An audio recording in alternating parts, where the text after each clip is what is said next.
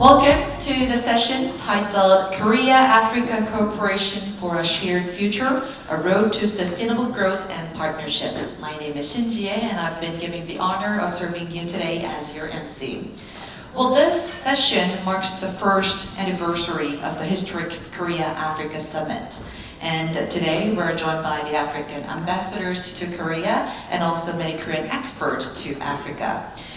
We are going to reflect on the achievements that we have made throughout the year and also explore the strategies to strengthen our cooperation in the future. And to reach diverse audience, of course, we have prepared the simultaneous interpretation for you. So use the receivers that has been placed on the desk to be with us in channel 1 for Korean, channel 2 for English. And after using the devices, please make sure to leave it on the desk on your way out. 네, 오늘 동시 통역 서비스 제공해드리고 있는데요. 한국어는 1번, 영어는 2번으로 함께 해주시면 되겠습니다. 통역기는 사용하신 이후에 자리에 두신 채로 퇴장해 주시면 감사드리겠습니다. And of course, for a smooth operation, make sure to put your phones into silent mode or vibration mode. Now, let's fully begin. It's my honor to welcome our keynote speaker, His Excellency Wemkele Mere, the Secretary General of the African Continental Free Trade Area Secretariat. Well, Secretary General Wemkele Mere really played a pivotal role in the success of the historic Korea-African Summit in June 2024 and has been dedicated to fostering the economic cooperation between Korea and Africa. So, ladies and gentlemen, please join me in welcoming Secretary General Wemkele Mere to the stage with a big round of applause.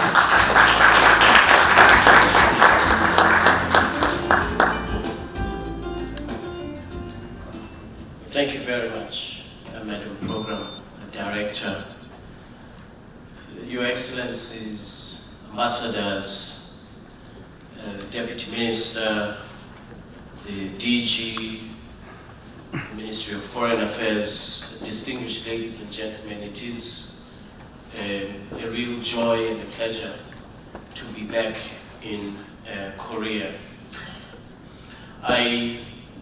Madam Program Director was explaining how the AfCFTA Secretariat contributed to the inaugural Korea-Africa Summit last year, and I have to tell you this, and I'm sure His Excellency, the former Prime Minister and former President, won't mind me sharing this.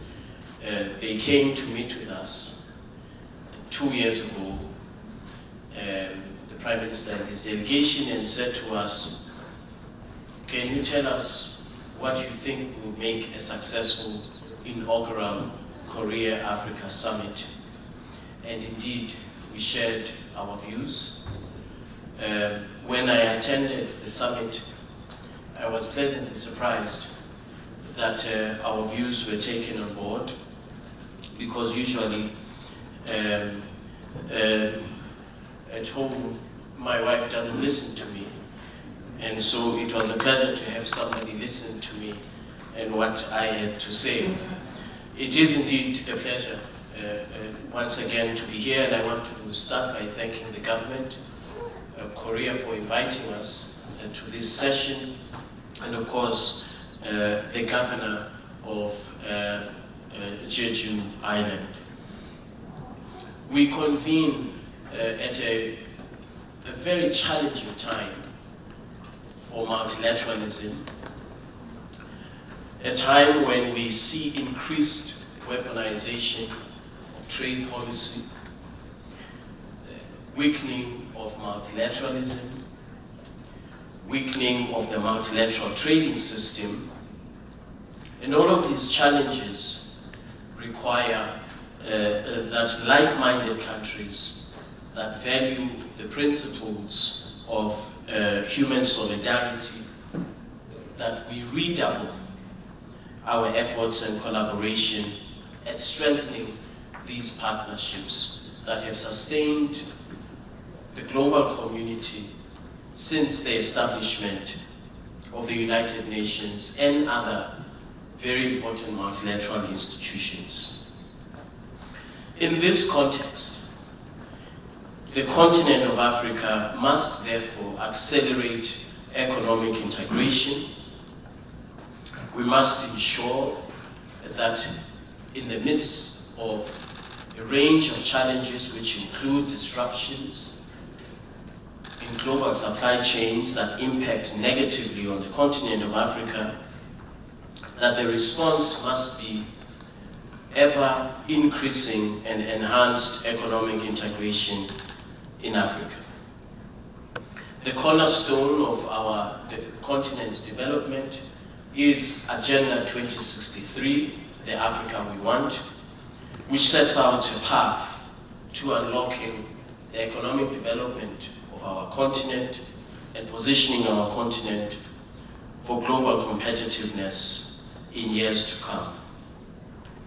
Since the end of colonialism, our continent, the economy of our continent has been characterized by fragmentation, smallness of national economies, limited regional value chain capabilities, or limited productive capabilities, 42 currencies, and of course, the over-reliance on the export of minerals. In order for us to achieve the ambition of overcoming these challenges that I've just set out, this character of Africa's economy that I have just described, we have to undertake a fundamental economic restructuring of Africa's economy to ensure regulatory harmonization for competitiveness, to ensure institutional alignment, to ensure productive capacity, and all of this we can achieve it within the framework of integration, and that is the AfCFTA. Therefore, the economic integration of our continent is a very important link not only to ourselves as a market economy, but also an important link to global markets, global supply chains, and the global economy in general. A continent of Africa that is integrated economically is better able to navigate the challenges of an ever fragmented global economic outlook. Integration of our continent also provides Africa's private sector with unique opportunities, an opportunity to scale from one region of the continent to expand to another, particularly for small medium enterprises, for smallholder farmers, for young entrepreneurs who through an expanded market will now be able to reach scale of their businesses. The regional economic communities in Africa, such as ECOWAS, SADC, the East African Community, and others, have long been building blocks of a greater ambition of Africa's integration. The building blocks that I've just mentioned, SADC, ECOWAS, and others, are the founding pillars of an integrated Africa, which is built on a range of different treaties that we agreed to, such as the Abuja Treaty, the Lagos Plan of Action, and of course, the treaty that established the Organization of African Unity in May 1963 in the historic city of Addis Ababa. This institutional foundation is critical in sharpening Africa's collective aspirations, promoting the economic structural transformation that I've just referred to, and deepening regional markets. Even before the onset of the recent global disruptions, such as protectionism, investment protectionism, trade protectionism, the supply chain disruptions that we all have seen, and the geopolitical tensions that are emerging, the Assembly of Heads of States and Government of the African Union, that is to say our leaders, already recognized the importance of deepening integration for resilience. We learned hard lessons during the COVID-19 pandemic, and we learned important lessons about how we can accelerate an integrated market on our continent. The persistence of these global shocks has only reinforced the sense of urgency of the vision of an integrated market and affirmed the relevance of both regional and continental integration as a foundation for Africa's long-term stability and economic growth. It is against this background that our heads of states, the Assembly of Heads of States and Government of the African Union, decided that we must accelerate the implementation of this vision, Agenda 2063, the Africa we want. In particular,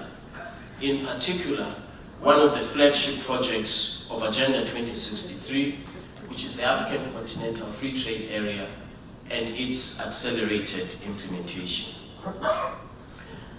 As a flagship initiative of Agenda 2063, the AfCFTA reflects very strong developmental economic integration approach, which transcends the main objective, which is trade liberalization, investment liberalization, to encompass industrial development and accelerated infrastructure connectivity.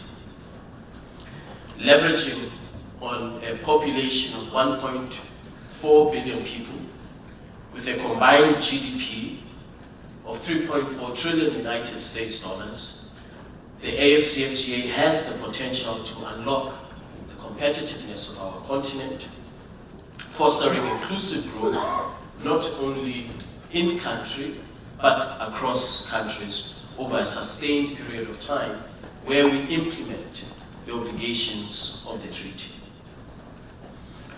Intra-Africa trade is relatively low compared to other regions, including this part of the world. Africa's share of global trade is relatively low compared to this part of the world. Africa's share of global trade is at 3%. Africa's share of global output is at 2.1%. And yet, our continent does have the capability to significantly contribute to global trade and global output, where we focus on building an integrated market that ultimately will become a single market, enabling value addition, cross-border investment, and repositioning value chains, repositioning productive capacity in important areas such as agriculture and agro-processing, industrial output in the automotive sector, pharmaceuticals, and other drivers of Africa's economy. We have concluded all of the protocols that were required to establish a strong legal foundation for the AfCFTA. The AfCFTA is an ambitious trade agreement. It includes trade in services, digital economy, a protocol on women and youth in trade, protocol on investment and the liberalization of intra-Africa investment. These are some of the legal foundations of this treaty. Now, in order for us to translate the vision of May 1963, the founding of the African Union and the Organization of African Unity, we have got to accelerate the establishment of a number, or rather, we have to accelerate the rollout of a number of instruments. Instruments that are important for advancing economic integration. Allow me to mention but a few of those instruments. First, to advance on economic integration, there has to be a seamless payments system. A payment system that enables payments across regions and across borders of the African continent. The continent of Africa has 42 currencies.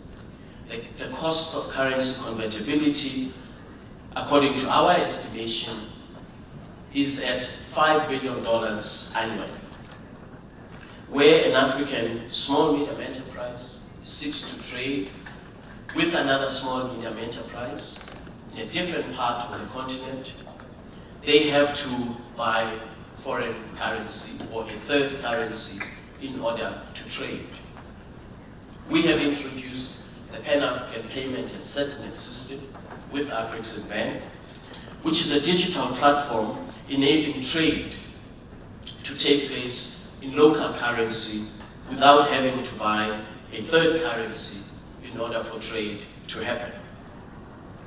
We believe that this is a significant step in advancing the ambition of economic integration. Second, we have established the AfCFTA Adjustment Fund, which will enable the deployment of much needed capital to be channeled towards productive sectors that are going to absorb jobs, create innovation, and spur on competitiveness. The AfCFTA Adjustment Fund will deploy capital to ensure that all countries are at a position of export readiness to take advantage of the AfCFTA. We have also introduced the Transit Guarantee Scheme, electronic tariff book, and an electronic rules of origin book. All of these tools are intended to accelerate the implementation of the AfCFTA. Since the establishment of this agreement, the African continent has been open for business.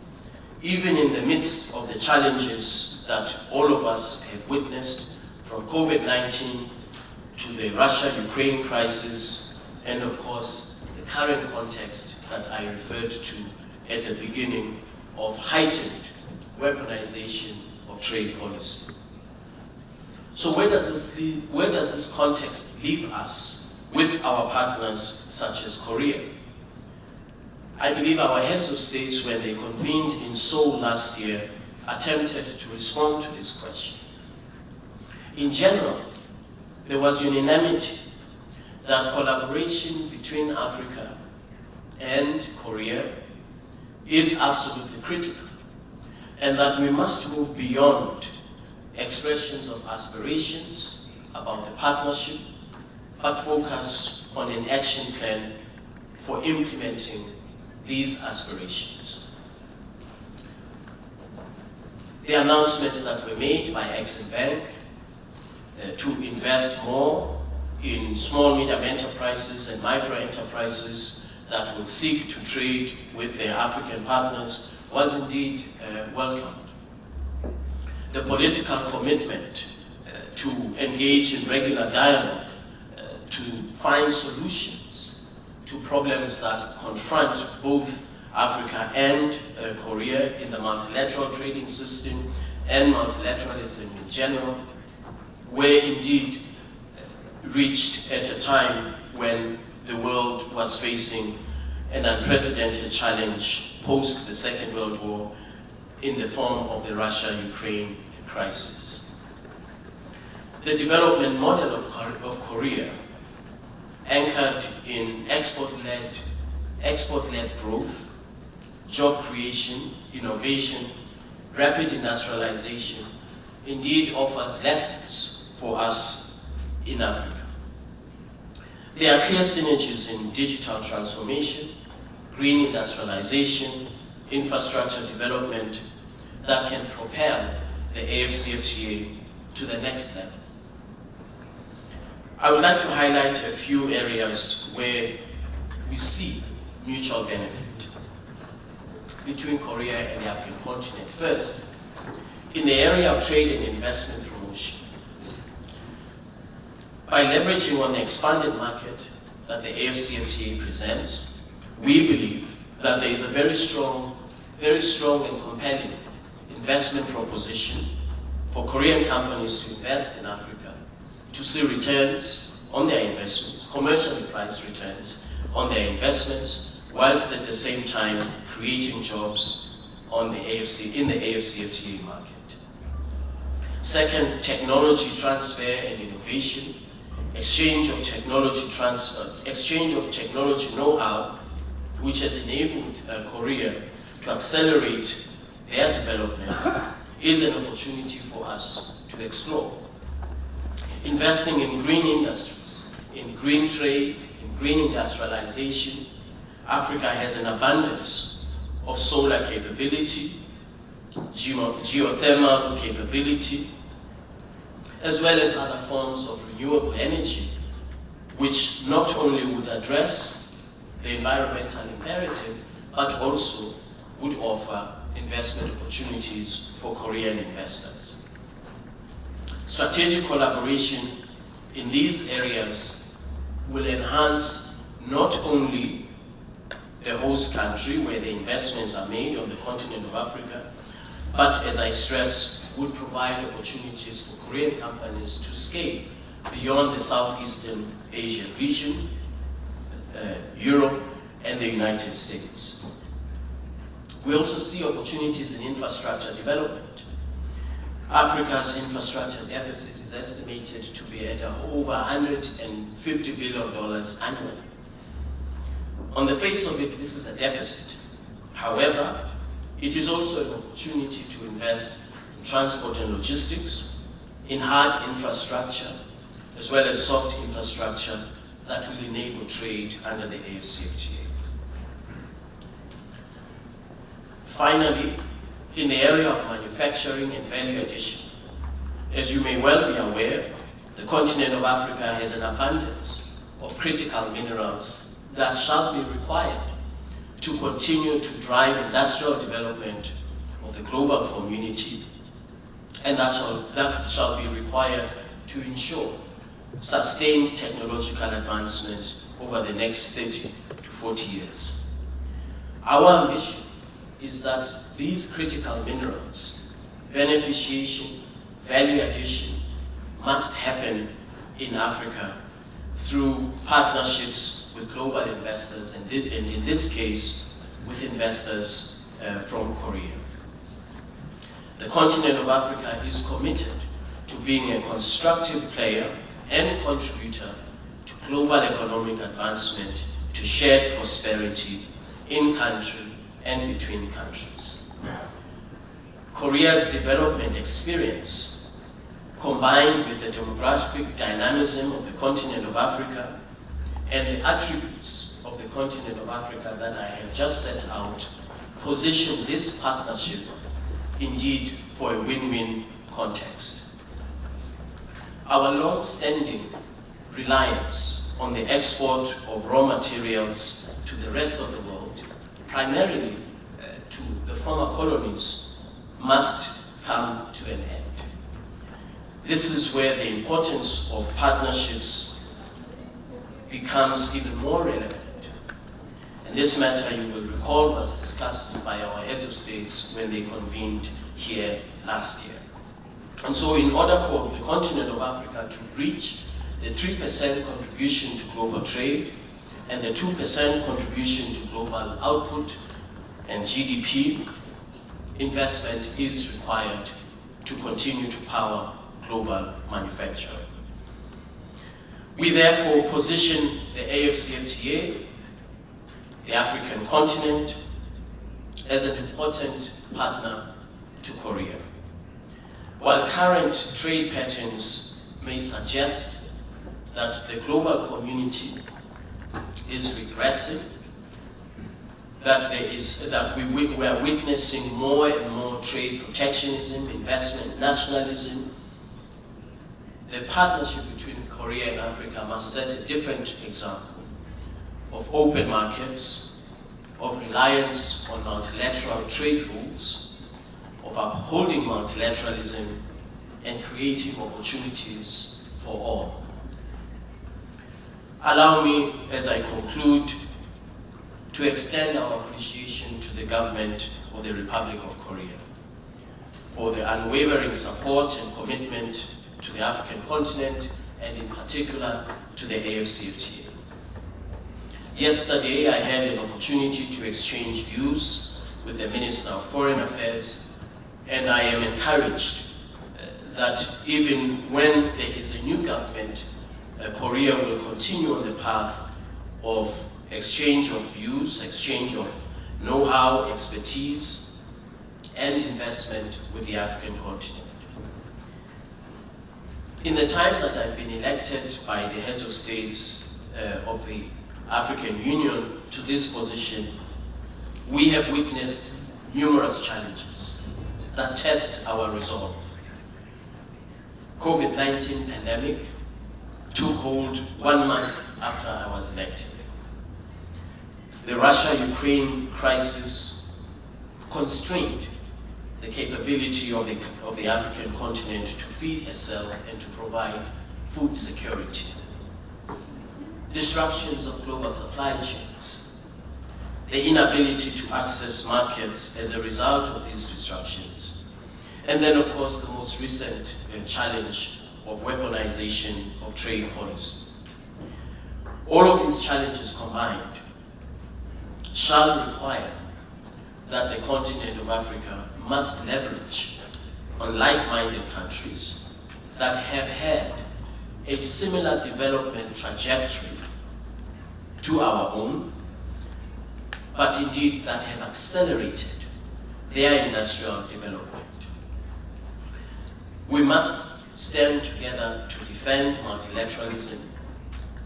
We must stand together to ensure that the multilateral trading system survives these turbulent times. As imperfect as it is, the multilateral trading system and multilateralism in general offer the best safeguards for big countries and for small countries, for poor countries and for rich countries.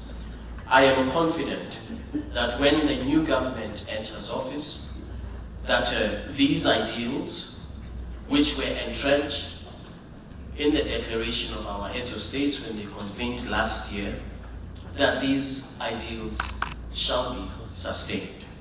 I want to thank you very much for your attention, and I wish all of us very good deliberations. Thank you. Thank you very much, Secretary General Bene, for sharing us your thoughts.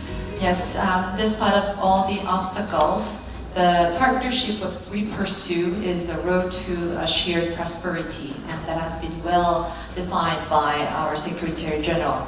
And he mentioned that it is really delightful to have some people who would truly listen to your opinion. And this, the Ambassadors Roundtable, is indeed a platform for all of us to voice our opinion. So with that, we're going to now move on to the main session where we welcome the ambassadors to share their thoughts for our shared prosperity.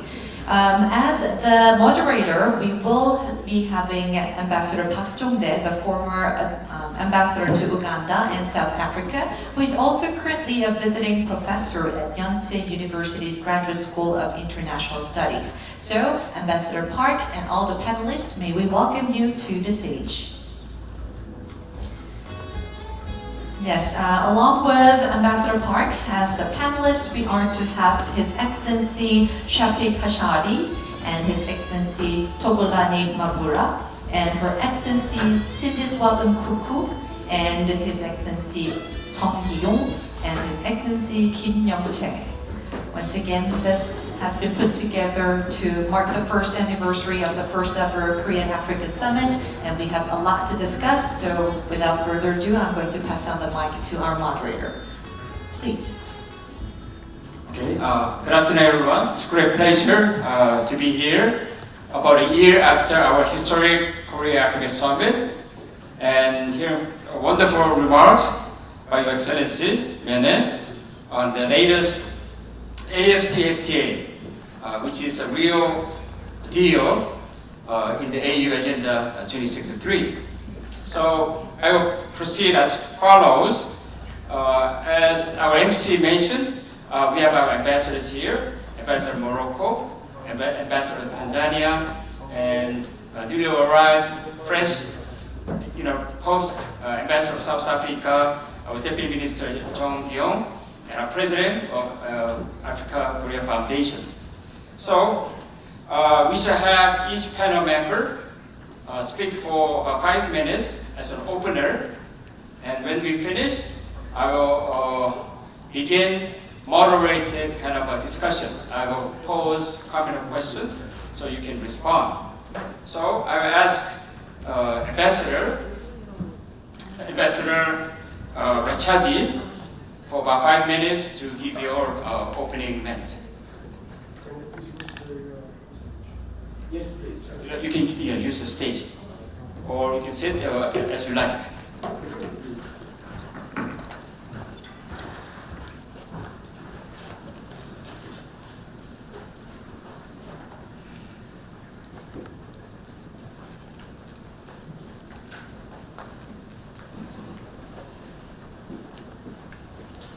His Excellency Chong Ki-yong, Ambassador and Deputy Minister for Climate Change, His Excellency Wakili Mini, Secretary General of the African Continental Free Trade Area, Excellencies, ladies and gentlemen, distinguished guests. As in previous year, it is a great honor and sincere pleasure to be among you here in Jeju as Ambassador of His Majesty the King of Morocco. This year, significantly, as Dean of the Africa Group of Ambassadors. Allow me to begin by expressing my deep gratitude to the Presidents of the Korea-Africa Foundation and the Jeju Peace Institute for their invaluable effort in organizing this roundtable. The theme of today's roundtable, Korea-Africa Cooperation for a Shared Future, a road to sustainable growth and partnership, invite us to reflect deeply. Imagine a road. Behind us lies a shared history of dialogue, cultural exchange, and growing friendship. A road marked by standing steps and strengthened bonds. Ladies and gentlemen, last year marked a significant milestone along this journey with the first ever Korea-Africa Summit, focusing on shared growth, sustainability, and solidarity. It laid the foundation for a new phase of partnership, one that we must now nurture with ambition, concrete action, and strategic vision. Looking ahead toward the horizon, the real story of Korea-Africa Cooperation is yet to be written. The coming decades presents a unique opportunity to establish a dynamic framework based on mutual interest and shared priorities. Korea's leadership in innovation, digital technology, clean energy, and smart infrastructure can meet Africa's growing demand for transformation and inclusive development. At the same time, Africa's youthful population, natural resources, and expanding markets represent unmatched opportunities. As you know, today's Africa is a continent of promise, dynamic, diverse, and rich in untapped opportunities. With, as the Secretary General said, with a population exceeding 1.4 billion and a combined GDP nearly $2.8 trillion US, African countries are not only a vast emerging market, but also a future engine of global growth. Africa's abundant critical minerals, from cobalt to rare earth elements, are indispensable to the global clean energy transition. The global race for partnership with Africa speaks to this reality. The continent's increasing geopolitical and economic relevance continues to draw growing interest and engagement from across the world. In this context, the Republic of Korea's decision to more fully integrate Africa into its Indo-Pacific strategy and broader foreign policy priorities is a strong signal of trust, mutual respect, and shared vision for a more interconnected and inclusive future. This vision of renewed and balanced partnership resonates deeply with the enlightened leadership of His Master King Mohammed VI, who has always placed Africa in the heart of the Kingdom of Morocco's foreign policy. Through his initiative and unwavering commitment, His Majesty continues to advocate for a strong, united, and self-confident Africa, an Africa that speaks with one voice, invests in its youth, and builds strategic alliances based on mutual respect and shared development. In this spirit, we must approach the Korea-Africa Foreign Ministers meeting next year as the principal mechanism for the follow-up, as emphasized in the final statement of the Korea-Africa Summit. Beyond being a diplomat appointment, this will be a strategic moment to give tangible form to our shared vision. Further, that gathering will provide a time to evaluate the commitment made during the summit and their implementation through concrete projects already launched with several African countries. From that point, we will also define the strategic priorities of our partnership over the medium term. Ladies and gentlemen, as we travel along the road we have embarked upon together, a road paved with dialogue, trust, and shared ambition, we must now continue our journey with tangible outcome in the service of our people and our goals. In conclusion, the Africa-Korea partnership in the 21st century speaks the language of collaboration, equity, and long-term resilience. Let us seize this moment to chart a forward-looking roadmap grounded in mutual benefit, shared prosperity, and deep commitment to Africa's transformative potential. Thank you.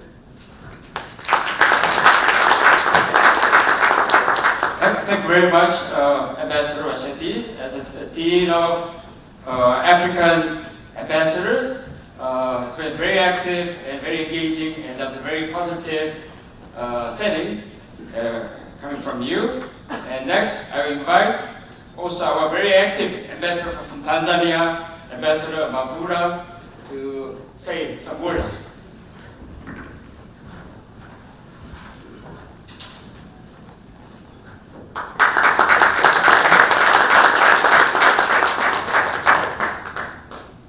So, I was to sit, but I have to follow my dean.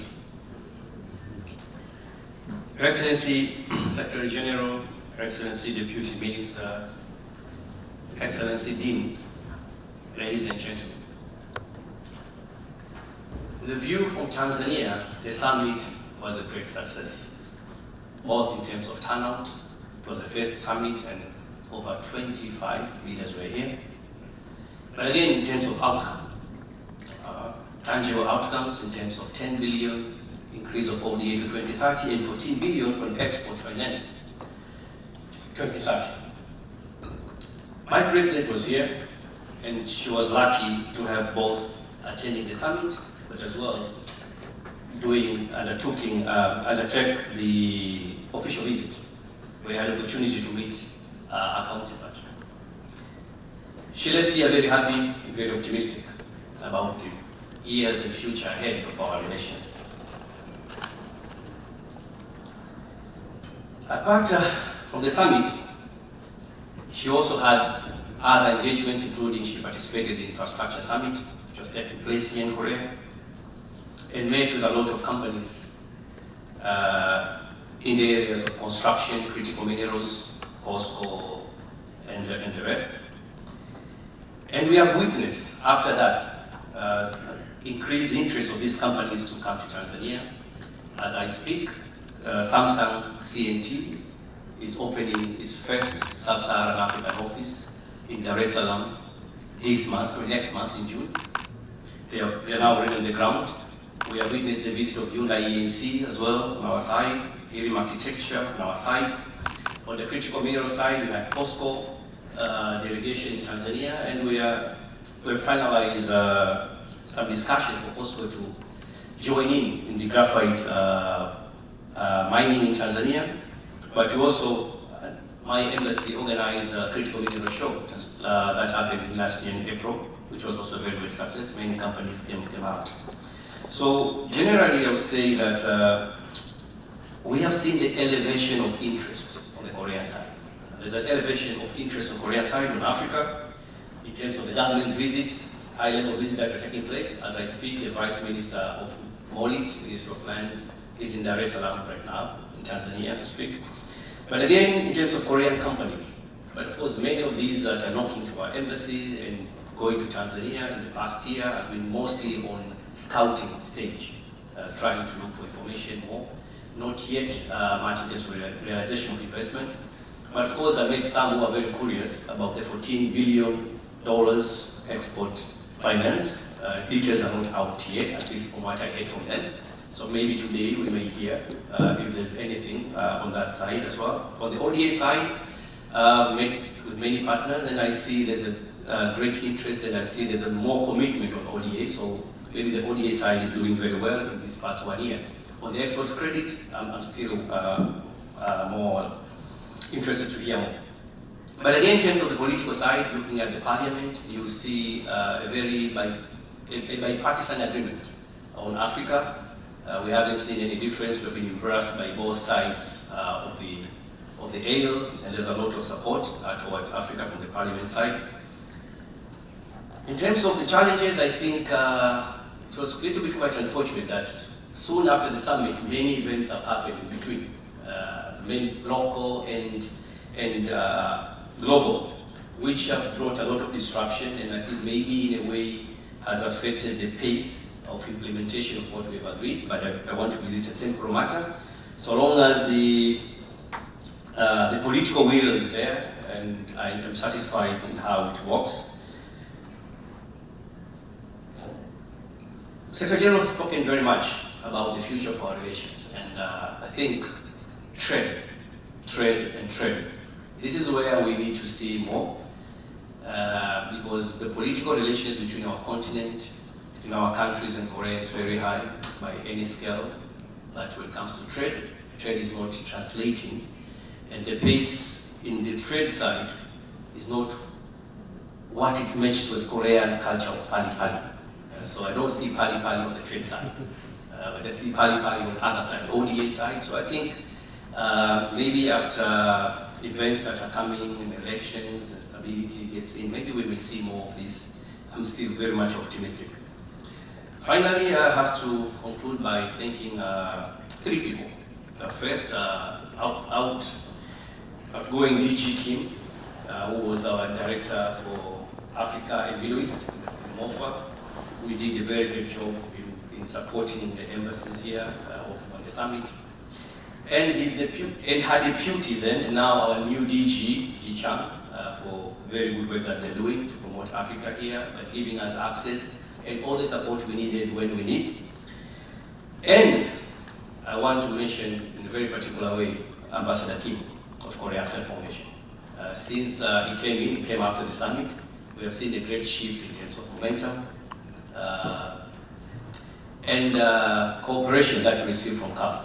So I also say that these two are doing a very good job in pushing forward our cooperation, and I see the future ahead of us after the waters have come down, very promising. Thank you.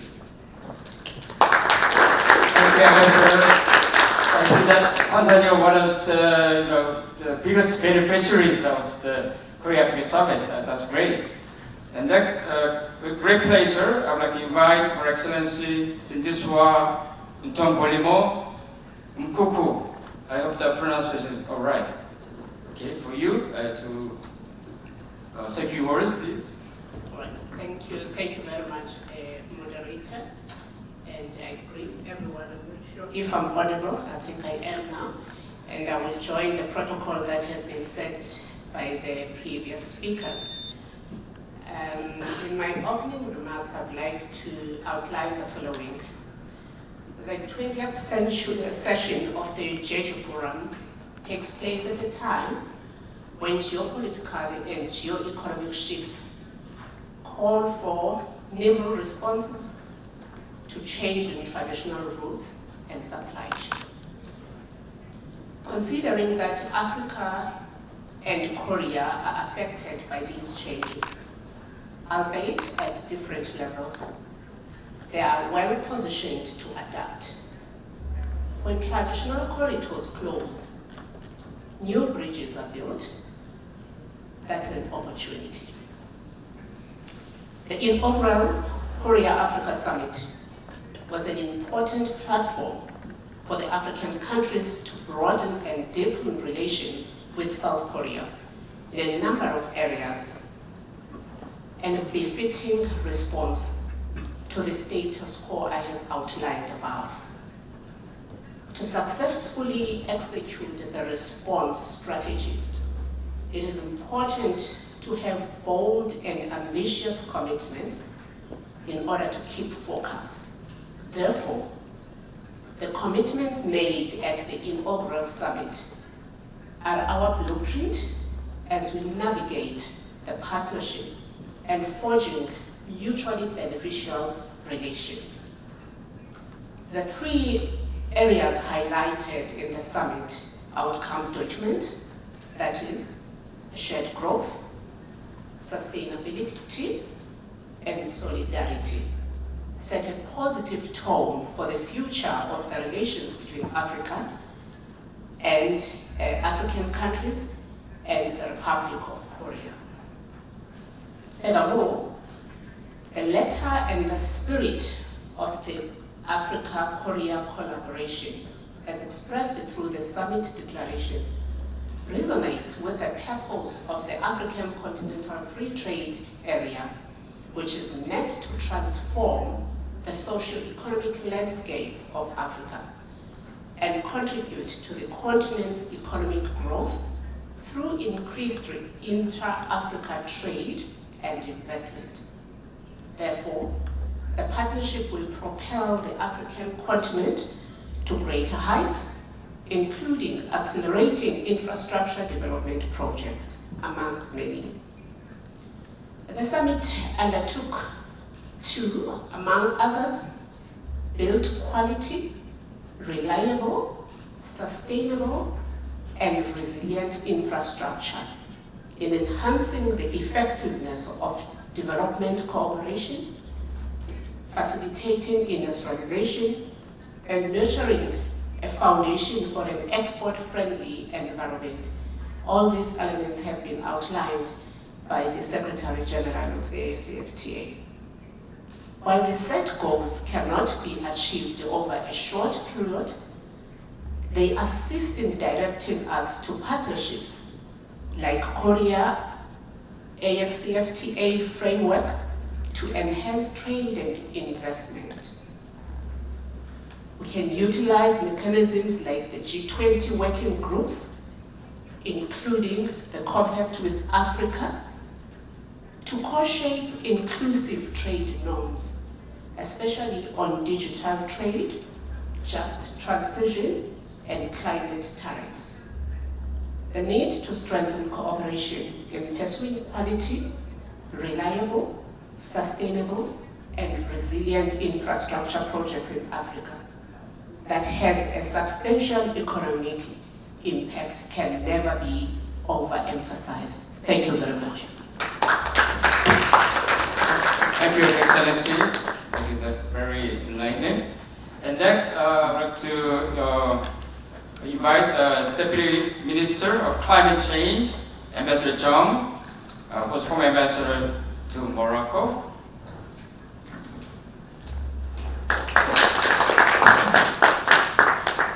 Good afternoon. Panelists, Their Excellencies Ambassadors Rashadi, Mabura, and Kuku, and also Ambassador Ken. Distinguished guests, ladies and gentlemen. It is an honor and pleasure to join you at this Ambassadors Roundtable on Korea-Africa cooperation. My sincere thanks go to the organizers for bringing us together and to my fellow panelists for contributing their valuable insights to this discussion. Today's conversation holds personal significance to me. I vividly recall my days as Korea's ambassador to Morocco, as our moderator just said, witnessing firsthand the dynamism and innovation shaping North Africa. Similarly, my formative years in Liberia, where my father served as a diplomat, gave me early insights into the resilience and warmth of African people. These experiences profoundly shaped my appreciation for Africa's remarkable diversity and potential. Africa is increasingly prominent on the global stage, accounting for over 1/4 of the UN membership and rapidly expanding its influence, with 60% of its population under 25 and vast natural resources, including 30% of the world's mineral reserves. Africa stands as a vibrant hub for innovation, sustainable growth, and global production. Recent breakthroughs, such as Kenya's pioneering mobile money platform, M-Pesa, and Rwanda's impressive digital infrastructure, further underscore this potential. The inaugural Korea-Africa Summit held in Seoul last June was indeed a historic milestone. As Korea's first multilateral summit-level engagement with African nations, it symbolized and solidified our earnest commitment to deepening mutual beneficial relationships. The joint declaration from the summit highlighted 3 core pillars: shared growth, sustainability, and solidarity. Allow me to outline briefly our progress in these critical areas. Firstly, official development assistance. Korea is committed to increasing ODA to Africa, aiming for a cumulative total of $10 billion by 2030. In 2025 alone, Korea's ODA to Africa rose significantly to $670 million, representing notable increase in concessional loans and grants compared to the previous year.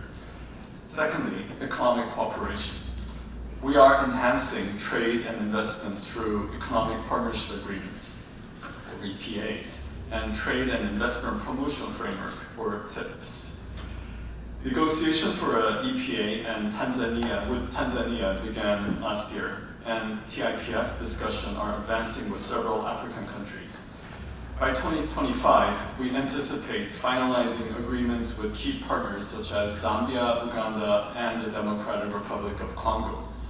These frameworks facilitate smoother trade processes, increased investments, and stable business environments. Recognizing Africa's strategic importance in critical minerals, we hosted the inaugural Korea-Africa Critical Minerals Dialogue in Cape Town this February. The participation of 11 African governments, regional institutions, and leading Korean companies, including POSCO International and Samsung C&T, demonstrates our collective commitment to sustainable resource development. Thirdly, climate cooperation. From my perspective as the ambassador for climate change, climate cooperation is crucial.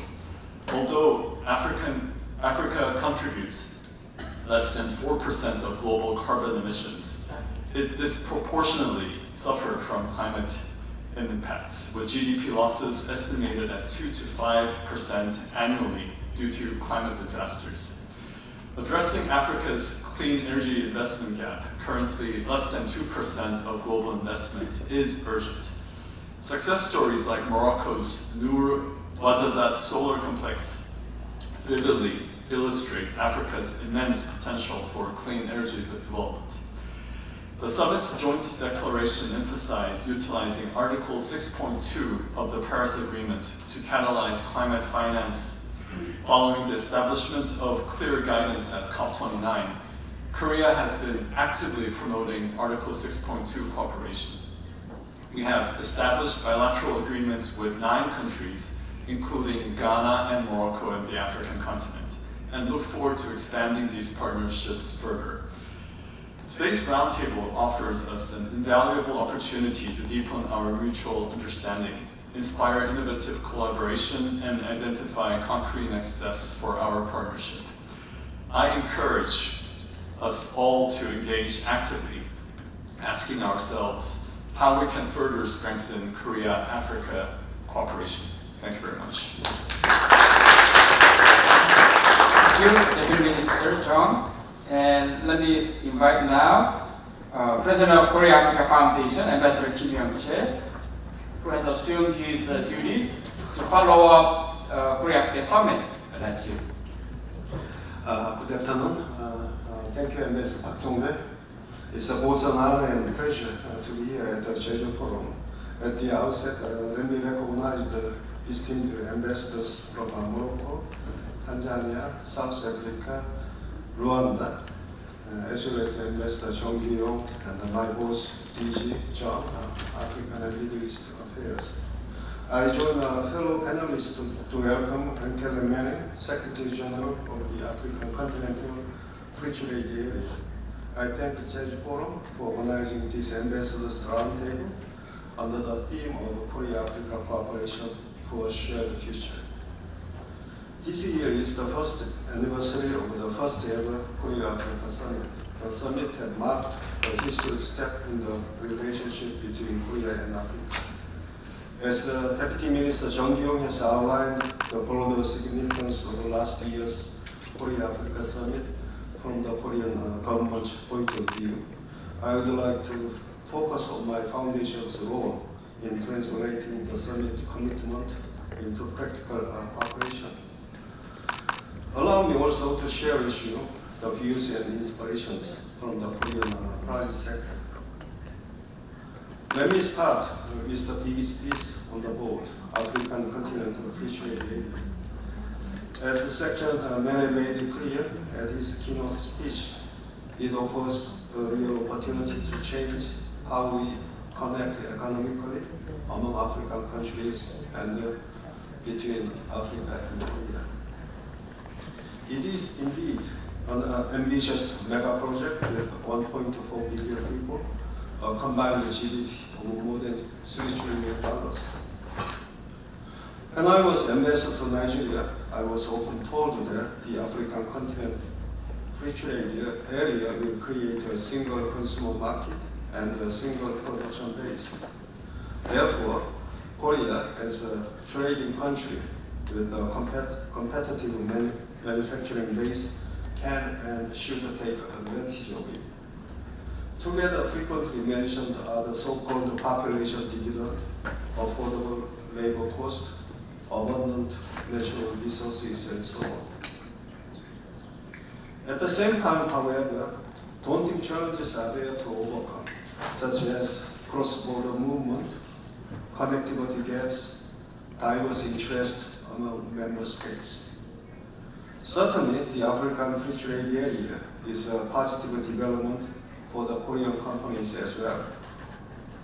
That's why the Korean government has supported its implementation with the customs modernization, trade facilitation across the continent.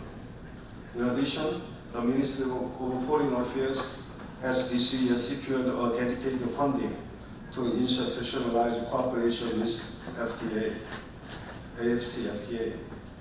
It is in the belief that to help AfCFTA to achieve its objective is to help Korean companies penetrate into the wider African market.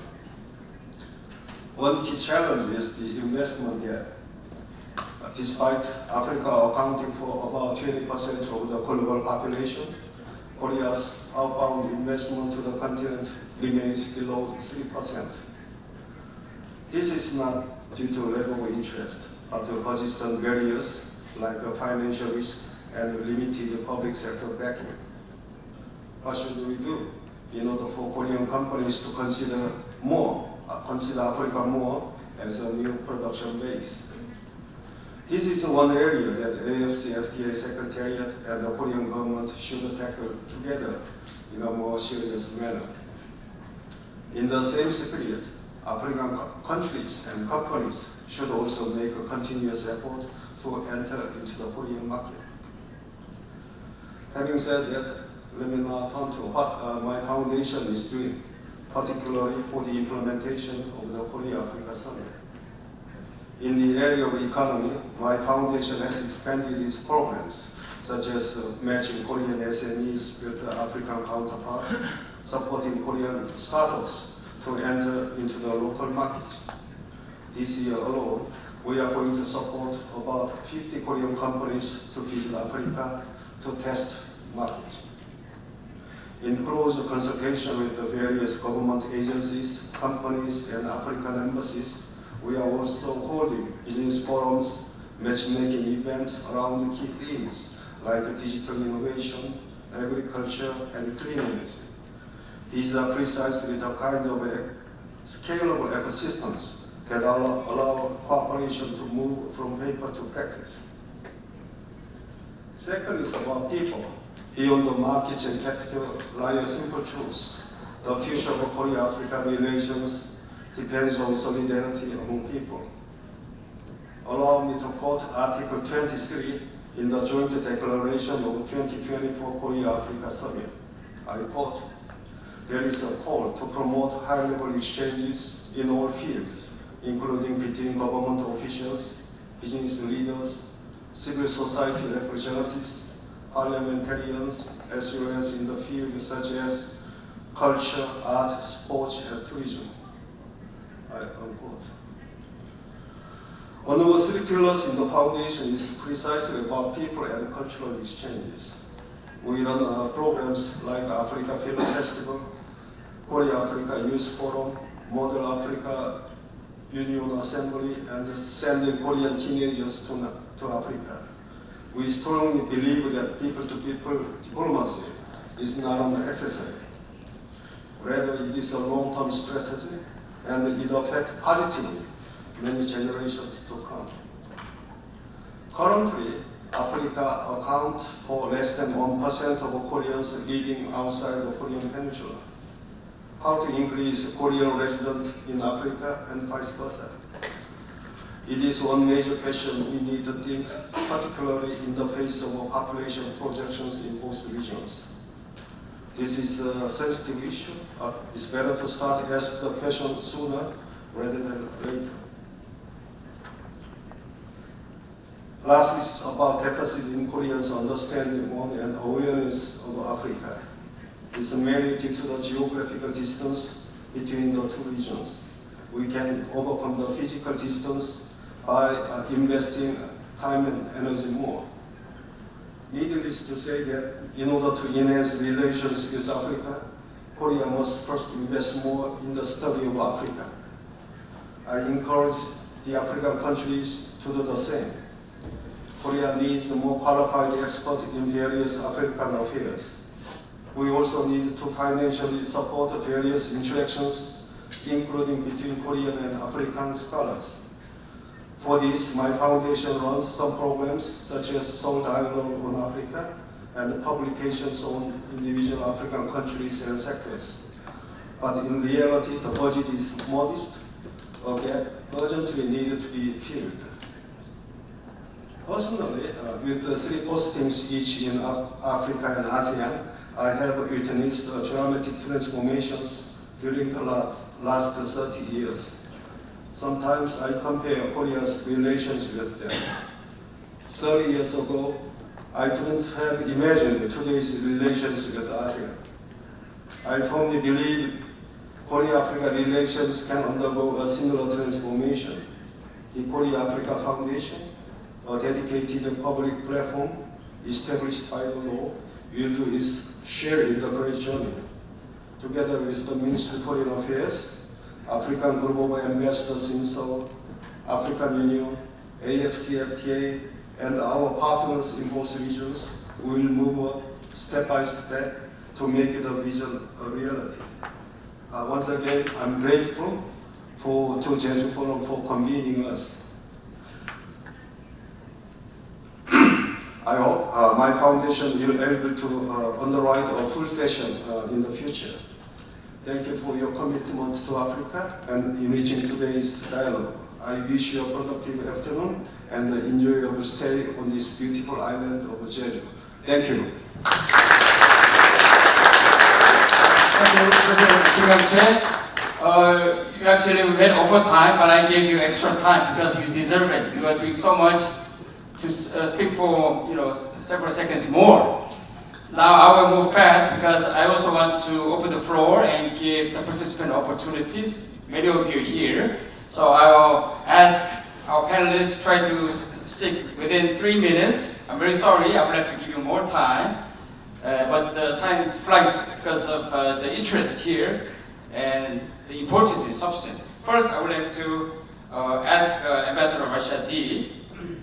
And I know very well because I teach African development in Yonsei University, and I cite Morocco as an example of more industrialized trading country that is successful in Africa.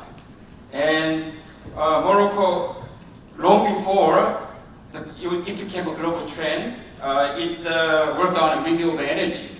So based on your background experience, and you as a dean, and having seen over the years, what would you like to suggest as an idea or the way for moving forward for Korea-Africa trade and partnership?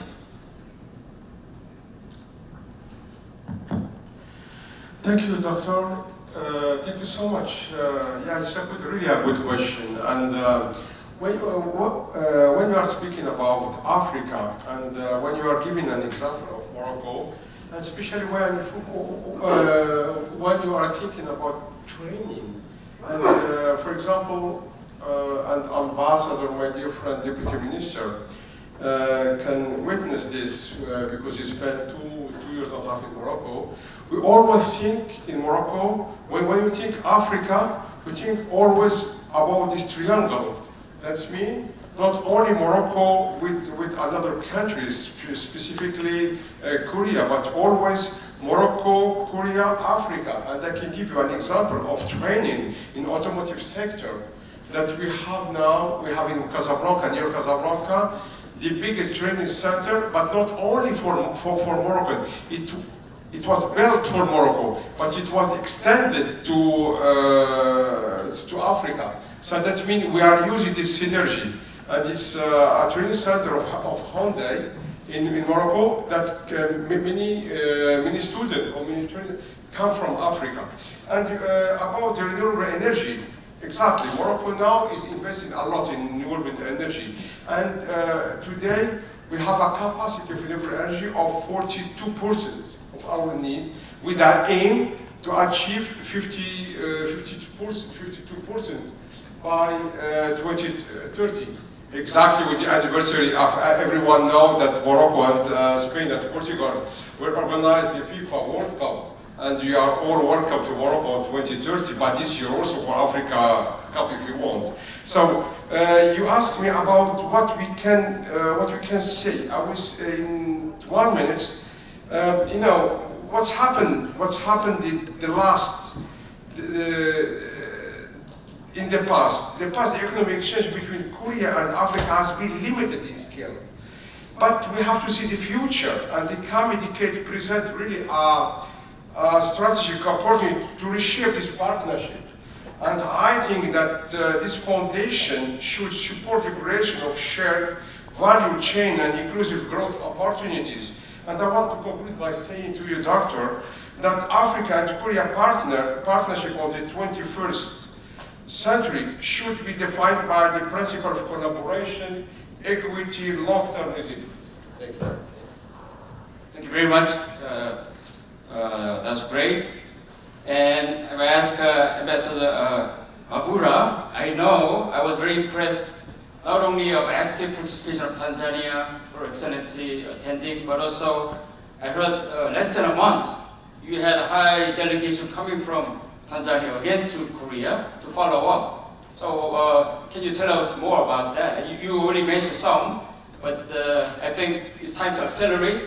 As our Secretary General, Wang Mene said, I think it's about doing pali pali. Maybe in Swahili it's quite different, pole pole. But anyway, you can give your ideas. Thank you so much, Ambassador Park. During the summit, alongside the summit, we signed other two important MOUs. We signed an MOU on cooperation on strategic minerals, and we signed an MOU on the blue economy. And where we set an understanding, especially in the critical mineral, on how best we can, Tanzania can participate in this supply chain, but with the beneficiation taking place in Tanzania as well. So there have been a number of discussions going on after that, since talking is one thing, making things happen is another. So we organized a critical mineral show where we thought the best way to start is by bringing in one room the mining industry of Tanzania and Korea to meet each other. So we work with KIGAM, Korea Institute of Geominerals, Geoscience and Minerals. We brought in companies, around 18 companies from Tanzania, and equally around 18, 19 from Korea. And we thought was what is limiting Korean companies going to Tanzania. One of them is, geology is one side. We know that there's lithium, nickel, but how do I go about it? How do I get into Tanzania? Which company? So we thought we should broaden the base instead of bringing only people from the geology side. So we had the government side, we had the private sector side, we have banks, we have insurance companies, we have logistic company, we have clearing and forwarding. So the entire ecosystem of mining sector was here. And it was very useful. It was very useful. It's just only one day, but there's a lot of deals and transactions that took place in that. And I think I got a good support from OFA. What was important, I saw, was we need to create opportunities for our business people to meet, for the business side to meet. I think there are not so many between Korea and Africa. Diplomats, government officials, we meet a lot, but we don't have a quality opportunity for them to meet. So that's exactly what I did. I did the same on the blue economy as well. We came here during the last Ministry of Ocean meeting. So we took advantage of the the Ocean Summit that was taking place in Busan to gather around companies we are interested with, to meet with their counterparts in Tanzania. So far we are in the discussion stage, but one thing that I wanted to achieve, and I think it is working, is creating opportunity for our two sectors to meet, and thereafter for them to carry on the momentum. Great, that was very useful. And okay, our ambassador Kuku. So we all know South Africa. By the way, all the three countries represented here by ambassadors are kind of a gateway or hubs in Africa. Morocco is a gateway from the north, Tanzania, East Africa, and South Africa is the only member of G20. So I have a question for you. South Africa is no stranger when it comes to holding major international events like BRICS Summit and also AU Summit. But I think G20 is special because this is a truly the summit on a global scale of all the major countries around the world. And South Africa is going to hold this summit later this year. So maybe you can add this opportunity to also enhance our bilateral trade relationship, regional cooperation, and so forth. So I would like to also hear from you. I'm sure you have much in mind, and coming as ambassador to Korea. So what your plans or ideas at this point? Thank you very much, Professor Park. South Africa is the only G20 member in the African continent. However, the African Union since 2023 has been a member. So all of us sitting here are represented in that structure. I wanted to make that clarity as well. It is indeed a platform that we have received not only as South Africa, but as a platform that allows the continent to connect with the rest of the world, to achieve the three things that we set out, that were accepted by all the G20 members, that we hope to achieve equality, sustainability, as well as solidarity, which are things that are also touched on in our outcome document of the summit, even if I may digress, that we could not participate last year at the level of our head of state for reasons that we have explained bilaterally. So it is an initiative that allows, through the working groups, as I have stated in my opening remarks, us to engage and deepen the engagements, especially at the economic level, and using all those working groups in the Sherpa track. And we have met with the Sherpa here, and we understand what we are trying to do. there is a very interesting outcome of the 2017 G20 presidency of Germany that was the compact with Africa. This is an outcome that brings all the investment partners, all the private sector to work with African countries to invest, to assist in making sure that at microeconomic level, we are able to have policies that assist and make it easy to invest in the African continent. So it is an initiative that we are co-chairing with Germany during our presidency to make sure that quite more African countries join this compact with Africa so that we get support to attract investment into the African continent and to make sure that we make use of the AfCFTA that makes us a big market. However, we would not like to be only a market that will be consuming, but we want more of investments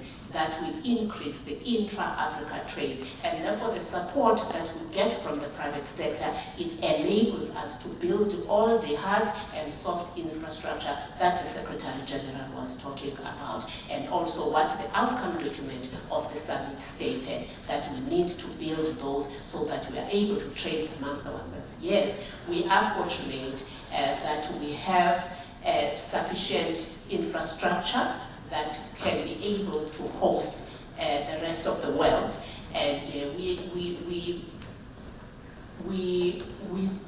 don't only see that as a benefit for South Africa, but it is an expanded benefit for the rest of the continent. Looking at our invitations to all the heads of the regional economic communities of the African continent, that every African country must have a bit of the G20 and feel the spirit that it is not only South Africa G20, but an African G20. Thank you.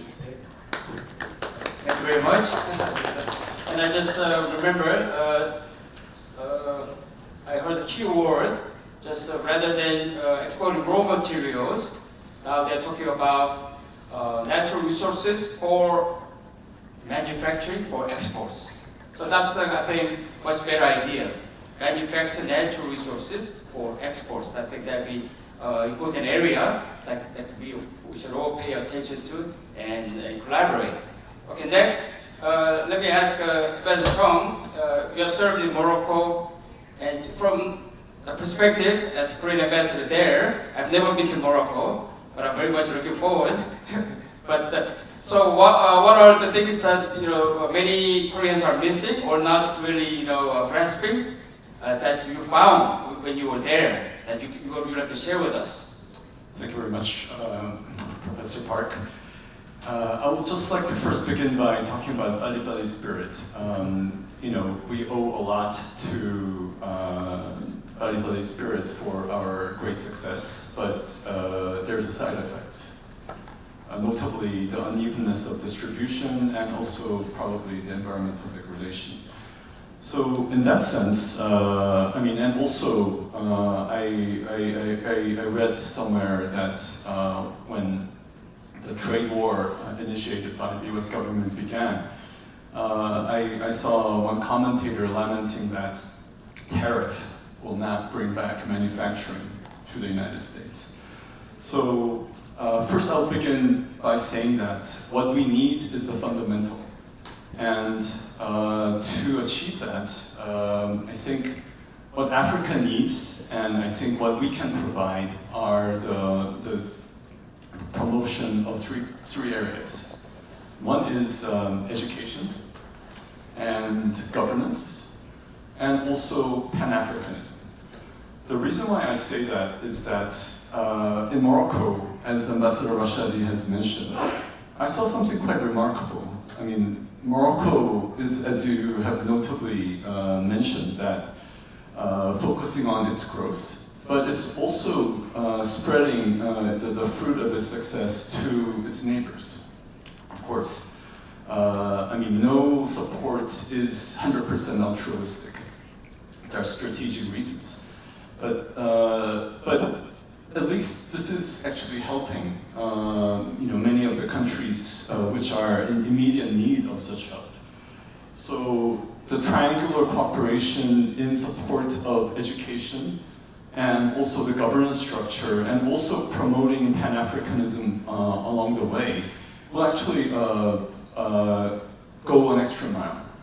And I think Korea is well positioned to play their role. And we have a representative from Hyundai Rotem there. They actually won a bid in Morocco's bid for building infrastructure for 2030 World Cup. And their success, I think, lies in not just presenting the price or a technological advancement in the building infrastructure, but they actually suggested something, which is to help Morocco to be independent when it comes to technology in the most advanced mobility that Korea can provide. And what I can also humbly suggest is, I don't know if you have read this, but from different contexts, Japan has suggested to the United States forming some kind of a sovereign fund together to deal with the vagaries of the many changes around the world. I mean, why not Africa build sovereign national funds together based on their natural resources, and then maybe spread the fruits of their combined forces in actually promoting Pan-Africanism and also its capacity to deal better with countries like Korea. Thank you.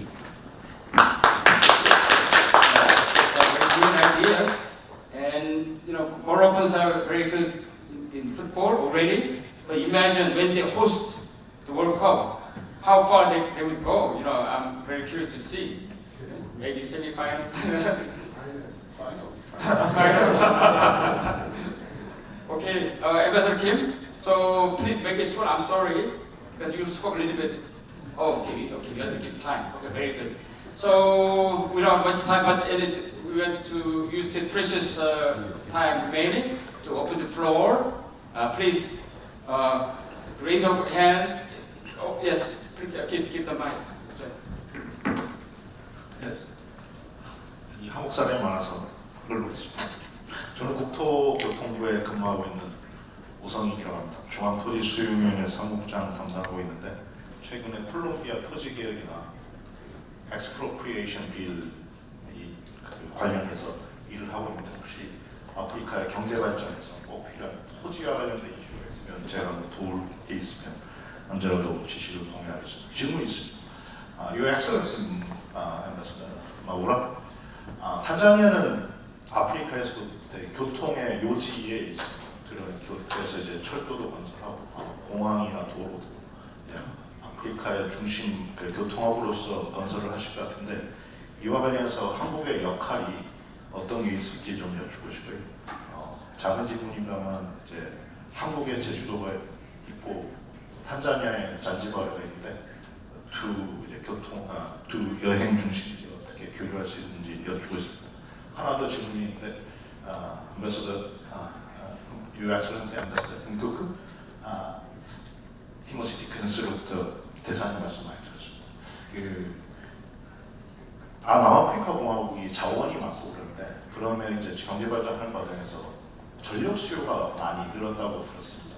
이런 것들과 관련해서 한국 전력이라든지 한수원이라든지 그런 기업들이 아프리카 어떻게 같이 남아프리카 공화국의 그런 전력 개발과 관련해서 혹시 역할이 있을 수 있는지 그 하나 여쭙고 싶고 또 하나는 이제 한국의 회사들 삼성전자, 현대차라든지 많이 아프리카에 관심을 갖는데 특히 남아프리카 공화국에는 해외 자동차 공장이 많이 있어서 자동차의 퀄리티에 대해서 많은 경험을 하셨을 것 같은데 현대차에 대해서 어떻게 생각하시는지 여쭙고 싶습니다. 감사합니다. Okay, so did you get the interpretation? Yes. Okay, first one was for Ambassador Mavura about Tanzania, and second was about South Africa, and also another about South Africa about Moromobio. question for you, Ambassador South Africa, and one for Ambassador Mavura. Thank you so much for the question.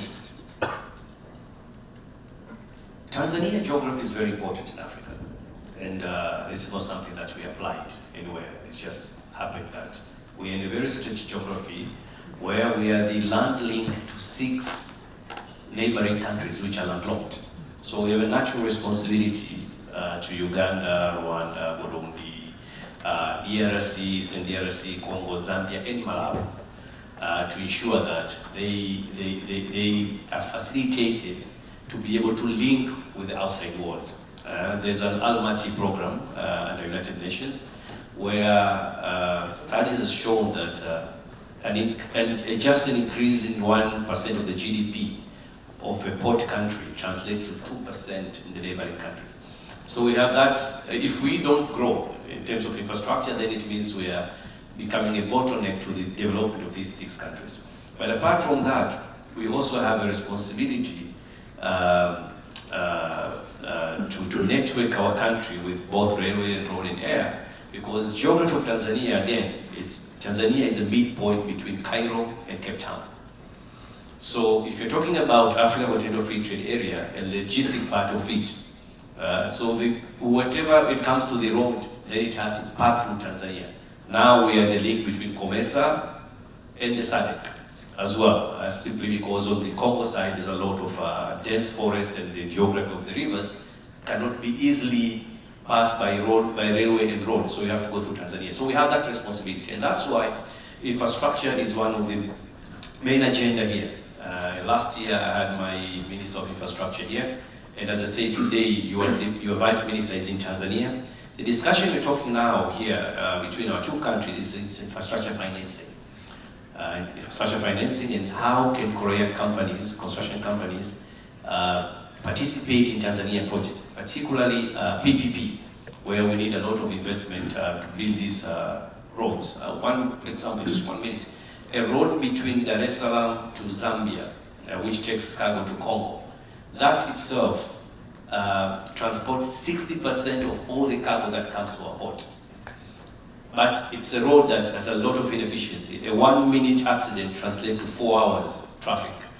That is a loss of economic cost. And the cost of transporting a container from Korea to Tanzania at the border is slightly cheaper or same compared to the cost of traveling just 800 kilometers from Tanzania border, from the port to our from the next border. So you can imagine in terms of number of delays of days, costs that businesses has to carry because of that inefficiency. So the language now we're talking is how can Korean companies and Korean governments support infrastructure financing, and Samsung C&T is in there, actually is one of the roles that is trying to see if Samsung C&T can engage into PPP. Thank you.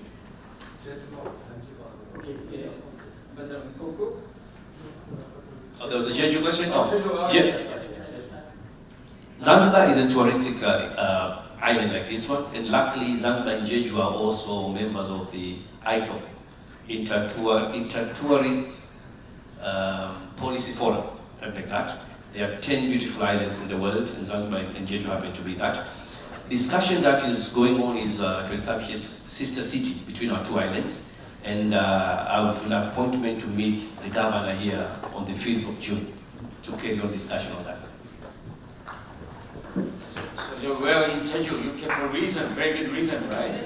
Yeah, timely.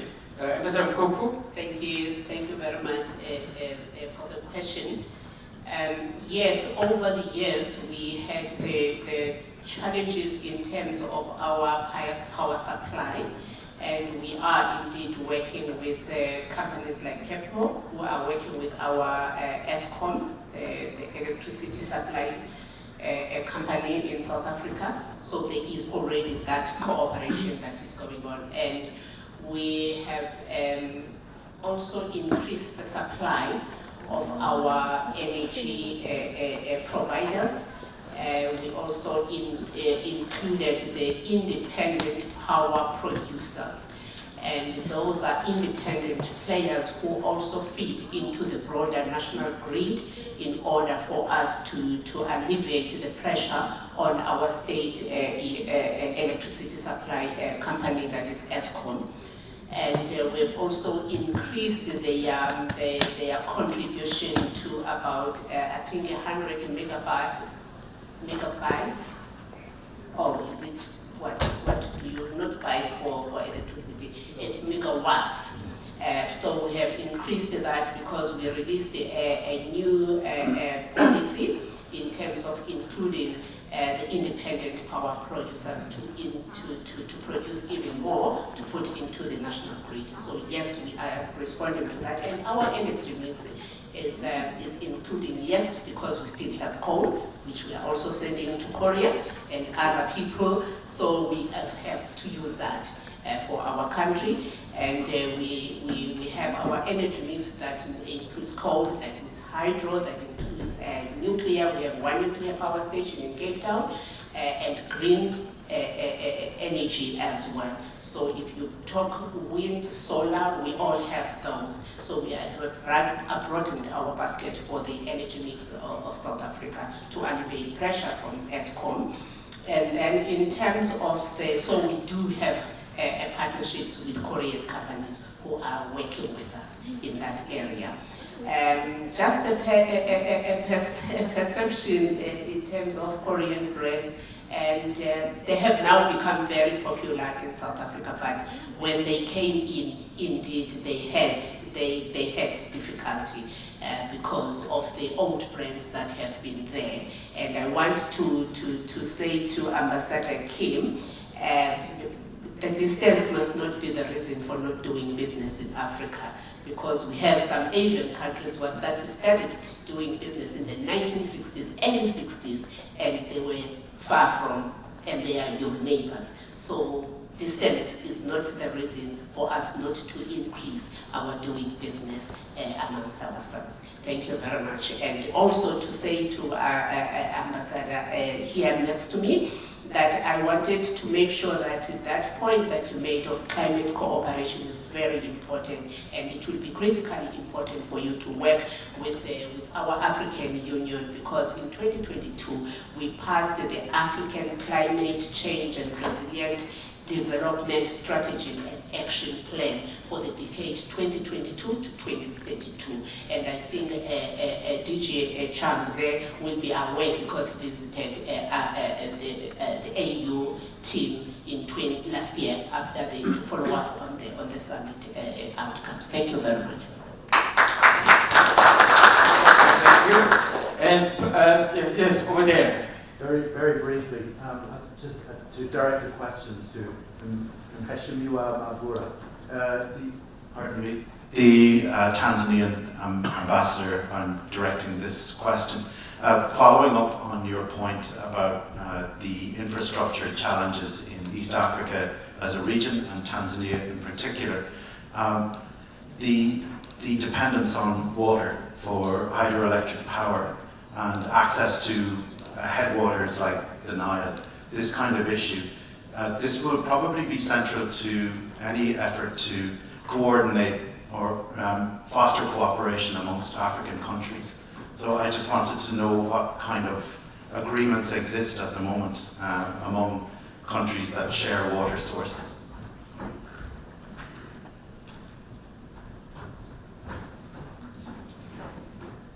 Thank you so much. We don't have much of the water sharing project. I mean, water sharing problem, because we have a Lake Victoria basin, which already we have our protocols on how to deal with our waters. We have the same in Lake Tanganyika, and maybe on the Lake Nyasa we don't have that, but we still don't have a problem of water sharing. A challenge may be a little on the Lake Victoria side, where studies are showing that water levels have been going down. So in the near future, there's a lot of challenges in terms of how are we going to share our waters, especially because that waters involves not only our countries that surrounding the lake, but also the downstream countries, talk about Egypt and others. But at least from Tanzania side, we're very lucky with the water sources from all the side. But when you talk about water for energy, I think that's where you're coming from. We don't have, as well, the energy that we generate from HEP, from Tanzania side actually, is all inland. It has nothing to do with the waters coming from the lakes. Actually, I think there's nothing produced out of the Lake Victoria, only from the one river with Rwanda, I think we have with one project, and another one, that's only one that we have. So in terms of HEP, we have our own sources, but again, with the climate change going on, that's something that there's a less and less appetite talking about HEP, hydroelectric, around East Africa. So the language in East Africa is all about geothermal, which Kenya is doing so well, and we are capturing on that one, and also about gas. And the whole discussion is about how can we use the East African power pool and Southern African power pool, which exists, so that we can share the grid and the power across. So that's the more of the language. HEP, because of the climate change and the change of the pattern of rain in our region, is no longer attractive to many governments.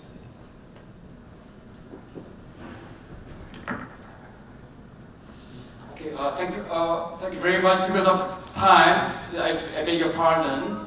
I think we have to, wrap up. And I really appreciate this opportunity for the organizers, from our Foreign Ministry, our Korea Africa Foundation, but most of all, Your Excellencies, for being here to commemorate and to review 1 year after the historic Korea Africa Summit, which we painstakingly, put our efforts to make it successful last year. And our Director General Jong Gang-yong, we went through many hours discussing, but happy of outcome. And really, I'm confident with this discussion and updates, we have enough energy to accelerate, as our Secretary General mentioned, to push forward. And Korea is a very dynamic country.